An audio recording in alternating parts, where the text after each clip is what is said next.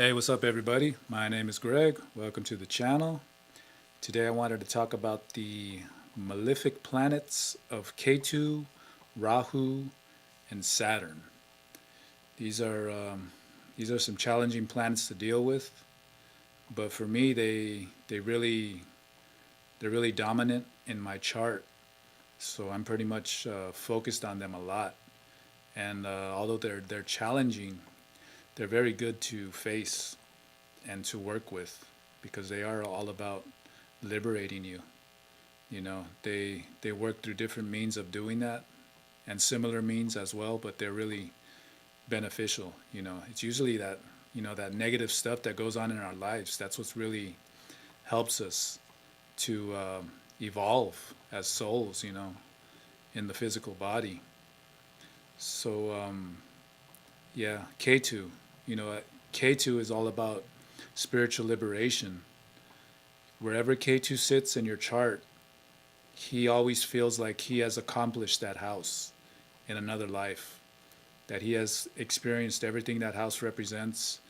And so now when you incarnate in this life, that house, you kind of have a detached feeling with that house. You have a desire, you'll have maybe a small desire to accomplish that house, to get the things from that house, or you'll have that kind of like that take it or leave it type of an attitude with that house that it sits in. Like if it sits, like for instance for me, since I know my chart, my first house is K2. The first house represents your body, represents your personality, your strengths, your weaknesses, your happiness, your sadness. It's your natural inner nature. So being that it represents like that main personality, that gives me a detachment to having, like a really big, outgoing, look at me kind of personality, being very loud and wanting to be that center of attention, with communication, someone who has like a really loud voice and really has a constantly on their mind, having that type of a wanting to maintain a certain kind of a reputation in their life. I can remember when I was younger, being a teenager, early 20s, when like a friend of mine would set me up with girls. We're gonna go hang out with these girls, and then my friend would be all like, "All right, so we got to be like this, and you got to act like this, and you got to be all open and friendly, and be cool, and be acting like this." It's constantly happened to me a few times, and I would always say, dude, I'm just gonna be myself. I'm not gonna try and be somebody that I'm not. It's just not who I am. I do not like being that way. I have to feel comfortable in my body. I got to be myself. If they like who I am, cool. If they don't, that's cool too. I don't care. It's fine. But I can never be acting like somebody that I'm not. Where I had a lot of friends that were like that. Growing up in the 80s, if they were going to a punk rock party and they weren't really necessarily punk rock, they would all of a sudden put on this whole outfit of punk rock. I could remember one guy doing that, and then another day, he's going with his cousin to a party where there's cholos, like gangsters, and he would come around and hang out before he was going to the party, and he'd have the Pendleton on, pinned up to the top, and his hair is all slicked back, and he's wearing these baggy khakis. He would change his look, and he would act a certain way to hook up with girls. I was like, damn, I cannot do that. I no way. So I got to be myself, period. You know, so that's what K2 does. It also gives me that sensitivity in the body, to people around me, to their moods, you know. So that's what K2. But K2 is really all about that spiritual liberation. If you haven't seen that video that Thunder Wizard posted a few days ago or a week ago or two, check it out. That video about Ganesha being Ketu. How he talks about Parvati, the mother, Shiva's wife, created Ganesha. I can't remember if he said out of her body or literally out of the mud and the clay of the earth. But that is how the story goes, that Parvati made Ganesha out of the clay, the mud of the earth, and Mars rules the land, rules property. So Mars is really seen as the mud, the clay of the earth. That's where we get this connection with Ketu to Mars. Mars rules Scorpio, but Ketu co-rules Scorpio also. There's that connection.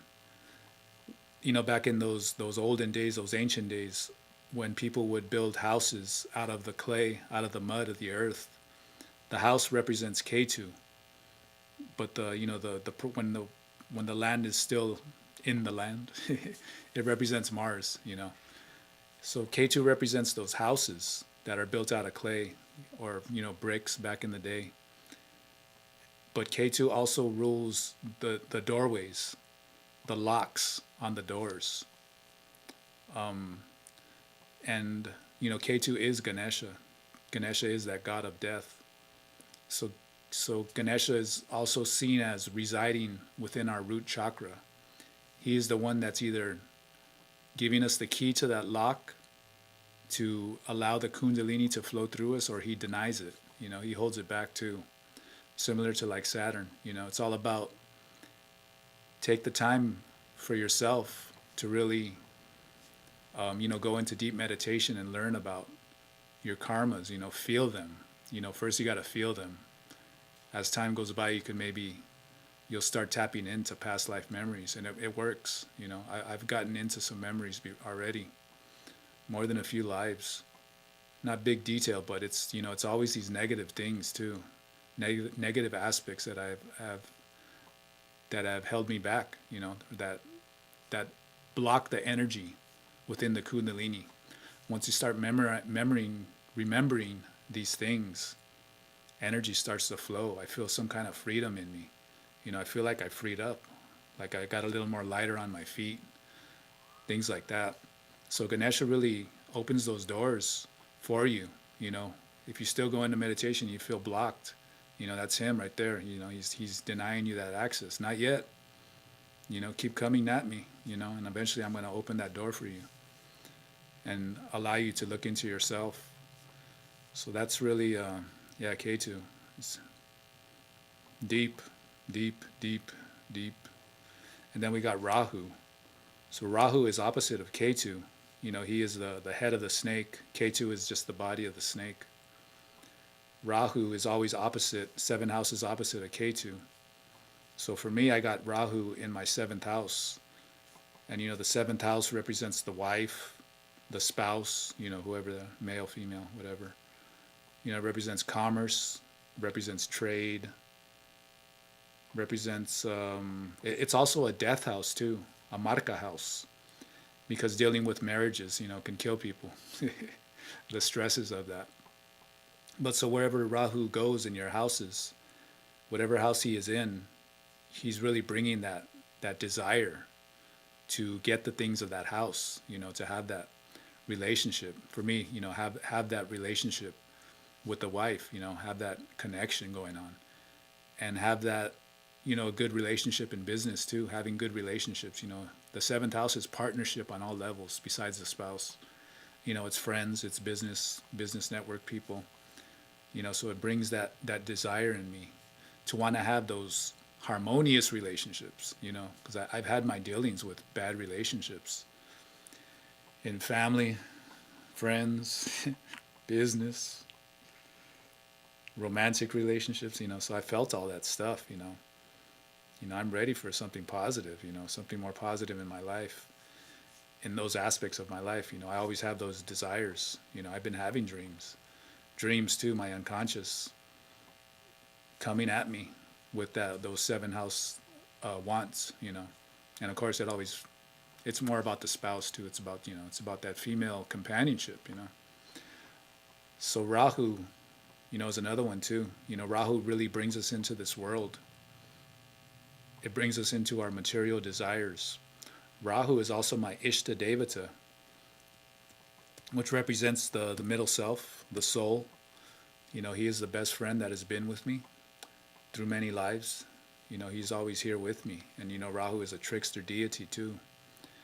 So he can encourage you to go off the path, or he'll let you go off the path, off of that right path, and let you go into, deep addictions, impure thoughts, be a deceptive, a manipulator, This is why Rahu represents, gangsters, prostitutes. I had my experiences with being a little teenage gangster myself. So he is all about that kind of stuff, going to the darkness. But on the more higher level, he's all about this mass communication with people. And I got him in my seventh house, communicating with people, and he wants to bring those worldly desires to you in the easiest, fastest way possible, because he represents shortcuts too. So he's there. So finding that balance with that house that he sits in is very challenging, but it's very rewarding, and it's a constant battle, I'll say, a constant focus on attaining that balance. It's always in me. I'm always looking for that balance, because it could happen at any point. I can get off balance. So working with Rahu too is another one. There's those malefic planets. They're good teachers. They're good teachers, strong teachers. So then we got Saturn. Saturn, the largest, the farthest planet out in Vedic astrology. He has the largest orbit around the sun, around our soul, around our center. He's the slowest moving. So he is about the law of karma. He is the judge. He sees us for who we really are, and he knows when we're overcoming our karma and when we're just, not really doing it. When we're fooling ourselves even, when we're acting like we are, but we're not, So wherever Saturn sits, for me, he sits in the 11th house, and the 11th house is all about network circle. Again, there's this connection with people, like my Rahu in the 7th house. This is about network circles of business relationships, friends. It's all about that communication stuff. And the 11th house is also the house of gains too, in business. This is monetary gains. It's a house of increase in whatever. It's a house of prosperity, that kind of stuff. So Saturn is there, sitting there too.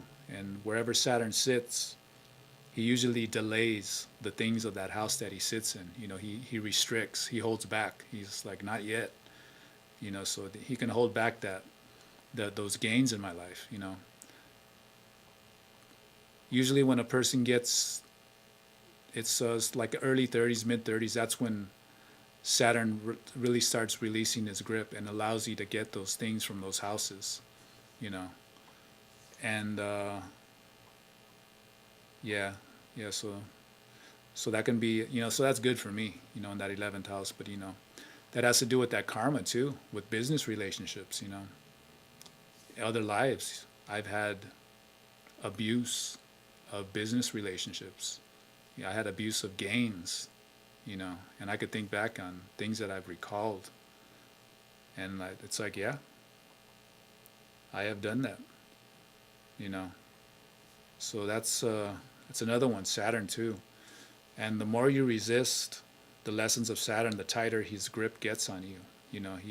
It's like that. It represents that patience, that patient judge who's going to keep you in that prison as long as he feels it takes for you to really learn that lesson. He holds back. And the more you resist, the tighter he grips on you. He holds on to you. So that's another one. That malefic planet too is very good to work with. Because when you do start overcoming your karma, Saturn liberates you. He gives you that room to breathe again. He releases himself. Those rings around Saturn, I kind of see them sometimes as the restrictors that are holding me back. Those karmic energies that are surrounding me are those rings. You want to be able to liberate yourself from those rings, release them, and then you can explore more of the universe, explore more of yourself. You got more of that freedom. You're not bound to this solar system right here, to the gravitational pull of just this solar system. Now your soul can emanate throughout the universe. Your light's going to shine everywhere. You explore explore those states of consciousness. So that's how it's one of the things that we want to do in this life is attain that balance through Ketu, Rahu, and Saturn, those planets of karma. So that's all I wanted to talk to you guys about. If you guys are interested in finding out where those are in your own chart, you want to get a reading from me, Thunder Astrology Reading, 12th House Reading, just go to greg.thunderwizard.com. I'll leave a link on the bottom also. And I'm still offering that 25% off of readings too. So, hope you guys have a good day, and peace to you all.